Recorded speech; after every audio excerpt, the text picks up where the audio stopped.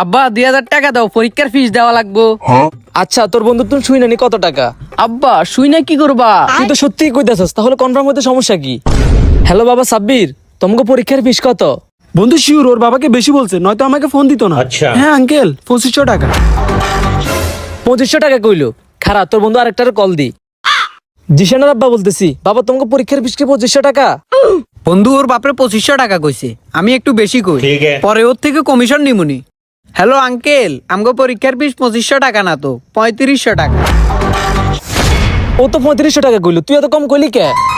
আসলে আব্বা তুমি অনেক কষ্ট করে টাকা কামাও, ভাবলাম এবার নিজের পকেট থেকে কিছু দিয়ে দি। ও আচ্ছা, তোর আরেকটা ফ্রেন্ডকে কল দিয়া আরেকটু কনফার্ম হইয়া নি। হ্যালো বাবা, তোমাকে পরীক্ষার ফিস কি 3500 টাকা? 3500 টাকা? এই শালায় দেখি আমার থেকেও বেশি টাকা মারবো। না না না না, ওকে এত টাকা মারতে দেওয়া যাইবো না।